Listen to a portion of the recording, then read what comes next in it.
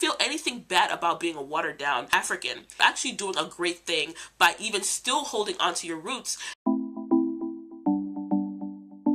Hey Afronistas, it's Udochi from Wudo.com, and if this is your first time, go ahead and hit that subscribe button for weekly trending African topics. Today is Trending Thursday, and on Trending Thursday, I talk about trending topics in our community. Today's topic is marrying from back home. When I say back home, I mean in Africa. And I know some of you who are not from the African community are probably like, is that a thing?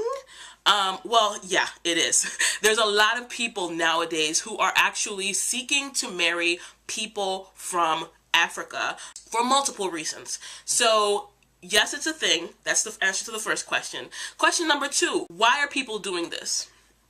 Well, there are multiple reasons why people are doing this, but a few reasons that I can think of if I ever wanted to marry from back home would be very little to work with here in America. Oftentimes, when you're an African woman or an African male, oftentimes you grow up in a household that is very traditional, education oriented, or hardworking, or you have certain things about there's certain things about an African household that is very staple, and so you're psychologically you're operating on a different wavelength than a lot of other people in America, Britain, or wherever parts of the diaspora you're a part of. So a lot of times we who grow up in African households and find this identity crisis that we arrive at as adults, and we're not really able to relate to a lot of our peers, we start to seek our identity in things that are of our parents, which is completely natural. So what we end up doing is we cling to some of the back home things, and one of the things that we might cling to is when it's time to get married, we may marry back home.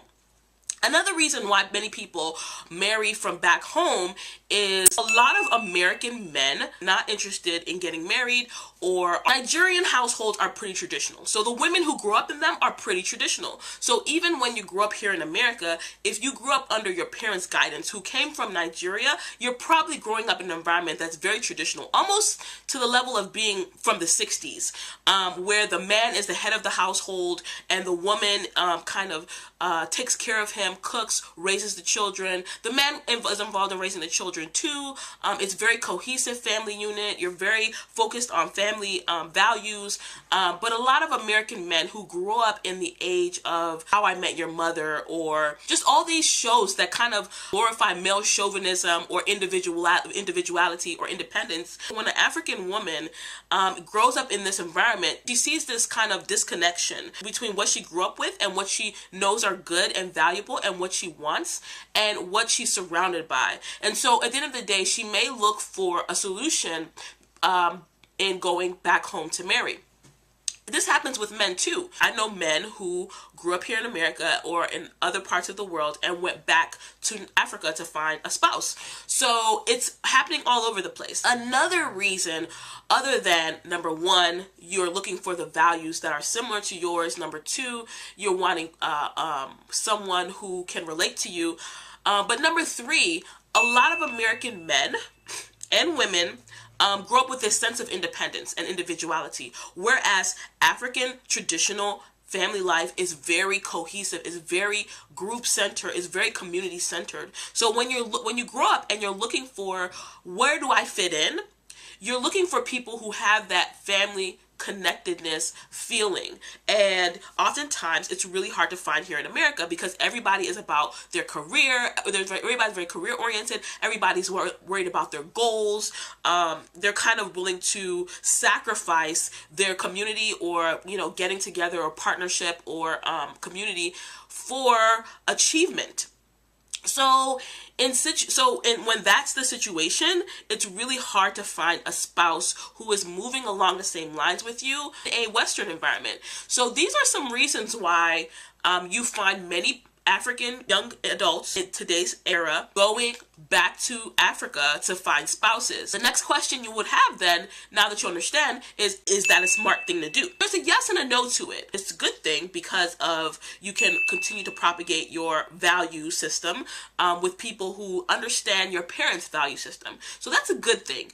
Another good reason to marry someone from back home is that you can stay true to your roots. So you're kind of you may want something that your parents had, so you're like, okay, let me continue on with the Igbo tradition or the Ethiopian tradition, whatever the case may be. You want to continue on with that tradition. Maybe you get an opportunity to learn your parents' language or other cultural traditions that are there. All of that is made possible when you marry somebody from back home.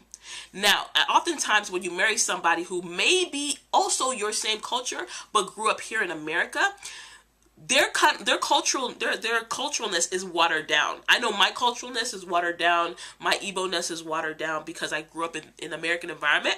And so oftentimes when you if you partner two watered down people together, then ultimately your your children's identity will be even more watered down. So it continues to dissolve yourself of all the things that are traditional about your culture. So going back home gives you a stronger sense of identity with your traditional roots. And so that's a good thing about marrying back home. Now, some bad things about marrying back home. I've heard a lot of horror stories, just complete horror stories of people marrying from back home. The fact of the matter is, people, when you grew up here in America or in London or in Germany, wherever you find yourself as an African immigrant or a child of immigrants, you are not 100% still from that country because your culture is completely different.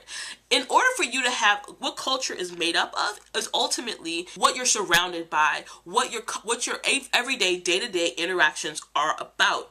Like for me, although I make videos in Igbo and I'm teaching myself Igbo, I don't really speak Igbo regularly with other Igbo speakers. So there are certain linguistic nuances, slangs and things like that people might say, or like sayings or, things like that people may say in Igbo, that because I don't speak it regularly, in conversationally with other Igbo speakers, I'm not going to be able to 100% pick it up.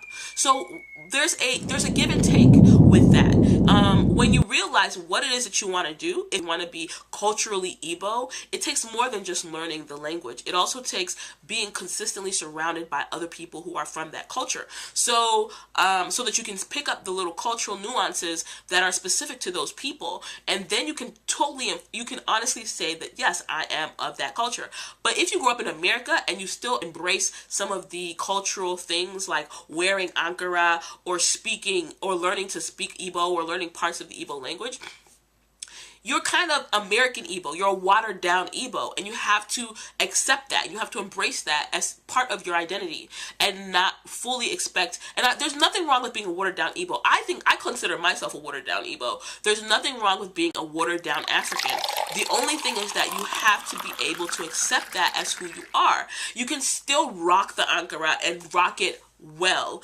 You may even be a trendsetter to other Africans who are in Africa, inspired by your embracing of who you are. So don't feel anything bad about being a watered down African. Actually doing a great thing by even still holding on to your roots, because then people look at you as someone who encourages them to continue and propagate the culture. So you play a really important role in the global picture. I'll tell you some of the reasons why there could be problems. Number one, as a watered down African, you may marry someone from back home, and that person is a completely not watered down African, completely uninhibited African. And there are some things that are culturally different between you and them. And those are things that you're going to have to work out. There's a lot of people who grew up here in America do not want to marry people who are, for example, white or Mexican or anything else because of the cultural clash, the culture clash. You're going to go home one day and they're going to expect something of you that you can't give them because you didn't grow up in their culture. And the same thing happens, and I've seen it happen time and again with people, with watered down Africans who marry from back home. Those situations can be very, very frustrating when someone, like for example, a man from back home expects you to come home and work a full-time job and still come home and cook and clean and raise the child. And he's not interested in doing any of those things or helping in any way or splitting the work. That can be extremely frustrating for someone who grew up in a culture of independence and freedom and all these different things, because you're thinking, oh, we both are supposed to have this freedom and independence, and we're both supposed to be collaborators and co-laborers on this situation. So why are you expecting me to do all the housework?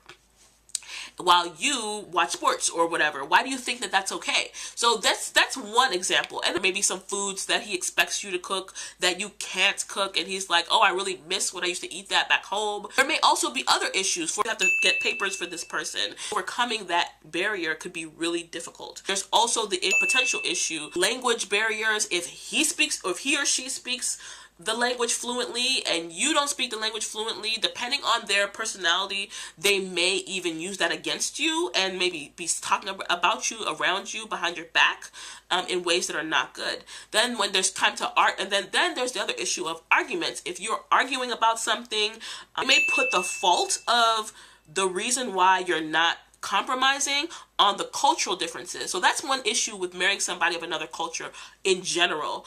Sometimes when you get into arguments, instead of you guys deciding to reconcile your differences, just because we agree to disagree, sometimes people hold on to it like, this is why I shouldn't have married you, someone from your culture. Because even though that's not really an argument, because anyone can really make a marriage work, no matter what your culture is, you just have to commit to why you're making this marriage work.